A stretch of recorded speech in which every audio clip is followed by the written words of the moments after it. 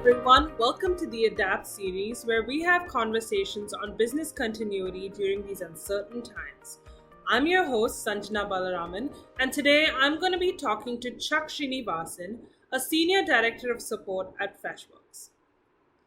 We're all trying to find our feet with the new normal, and for the CX community, the new normal is remote support, which can be a hard transition to make if you're not already used to it. Last week, we spoke to Andrew Naveen on how Freshdesk helped our support team make the transition to remote work easier. But we thought it'd be interesting to get a management level outlook on how a company like Freshworks, with 200 agents and 30,000 paying customers across the world in different time zones, made this switch from in office support to remote support. Chuck is here to talk us through our story, and I feel that there's probably a lot you can take away from it. Let's dive in. First of all, Chuck, how are you doing? Hi. Hi Sanjana, I'm doing good. How are You're you doing doing? good. I'm doing well as well. Work from home has been an interesting transition for me as Uh, well, it has but been, yeah. it's probably not as complicated as it is for customer service. To kick off, I guess my first question is, how did the customer service team at Freshworks transition to remote work? What was the thought process behind that? Yeah. As a part of a business continuity plan, we have experimented with remote working in bits and pieces, especially during a low volume season. But this is the first time we are doing all this 100% remote. One of the greatest advantages that we had when we switched to remote was that all of our products and tools we were using were cloud based. This gave us the flexibility to switch seamlessly to a remote working environment. So, if any of you are wondering what products I'm referring to, we obviously use our own Support 360 suite of products, which is Freshdesk, our help desk solution, Freshchat is our chat solution, and Freshcaller is our online call center solution. So, our primary goal was to stay on top of our incoming volume and deliver the same level of service as we switch to remote working.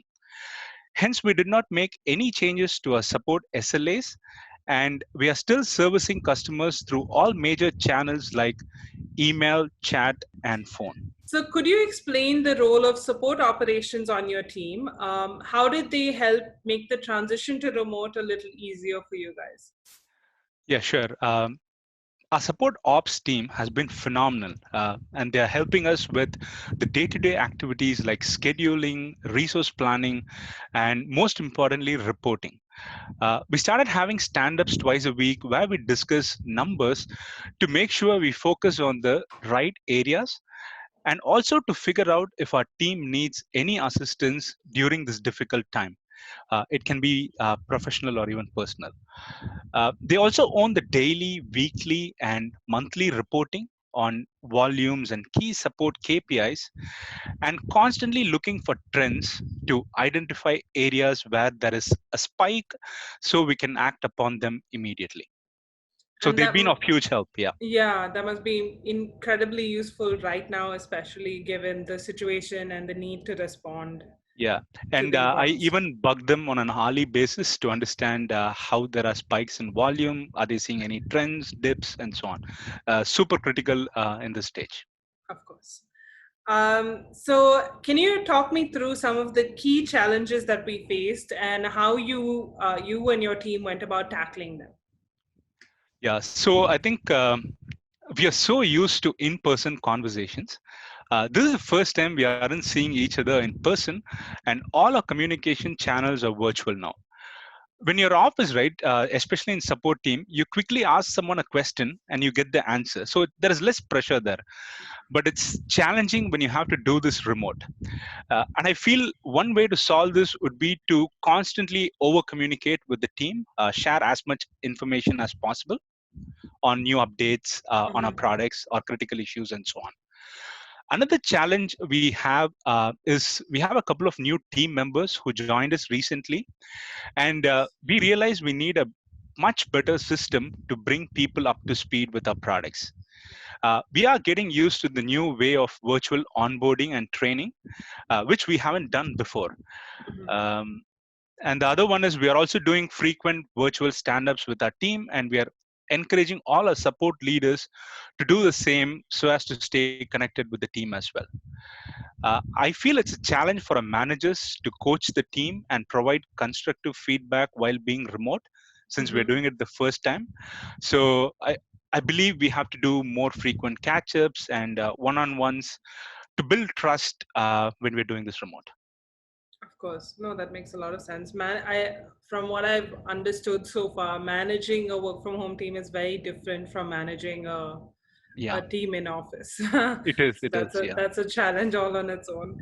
Um, so what is the infrastructure that you need to have in place to make the kind of switch that we did from in office support to remote?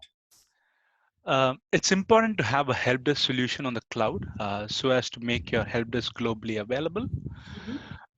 A good remote assistant software like Zoom for virtual meetings with Of course. customers and also for the team to stay connected.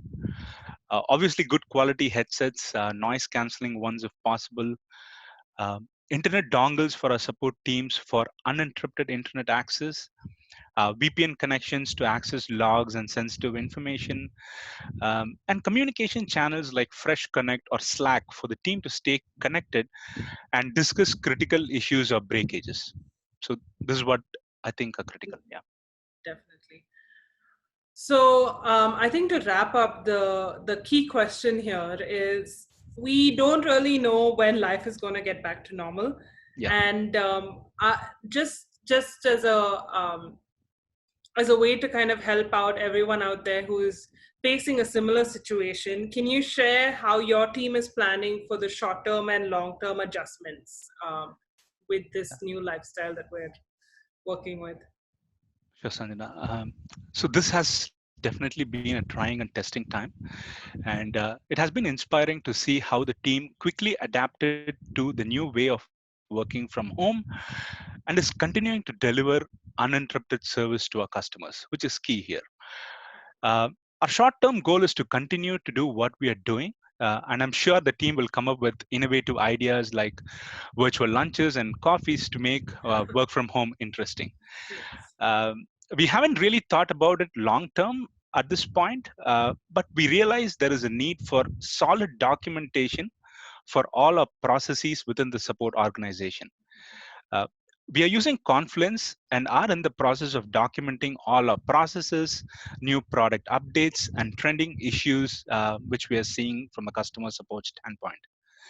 The ultimate goal would be to reduce dependency and enable our agents to be completely independent, which really helps them when they are remote. of course. Thank you so much for agreeing to join us for this, Chuck. I know you're really busy right now, and so I really appreciate it. I'm sure everyone learned a lot from our conversation. Yeah, thank you, Sanjana. Thank you for making me do this. So, love the interview. Thank you.